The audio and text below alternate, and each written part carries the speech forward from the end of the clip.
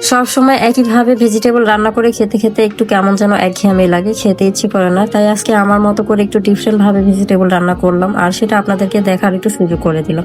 এখানে কড়াইয়ের মধ্যে আমি তেল, রসুন, চিকেন দিয়ে ভেজে নিয়েছি। তো চিকেনের মধ্যে আমি হাফ চা চামচের মতো ধনিয়ার গুঁড়ো দিয়েছিলাম, তারপরে পেঁয়াজ কুচি দিয়েছি, আরও দিয়েছি আমি এখানে চিকেন পাউডার।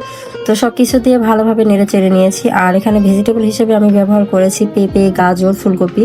সেগুলো দেওয়ার পর আমি আবারও দিয়েছিলাম বাঁধাকপি আর কিছু বরবটি কুচি। আর তারপর আরো দিয়ে দিলাম এখানে আমি হোয়াইট পেপার, কাঁচা মরিচ, আর আমি যে ভেজিটেবলটা সিদ্ধ করেছিলাম সেই পানিটাই আমি এখানে ব্যবহার করেছি। আরো দিয়েছি লিকুইড দুধ। আর এখন আমি এটাকে ঢাকনা দিয়ে কিছু সময়ের জন্য রান্না করব। তারপর আমি ঢাকনাটাকে তুলে নিয়ে 1 চা চামচের মতো দিয়ে দিলাম চিনি, আরো দিয়ে দিলাম এখানে কর্নফ্লাওয়ার গুলিয়ে।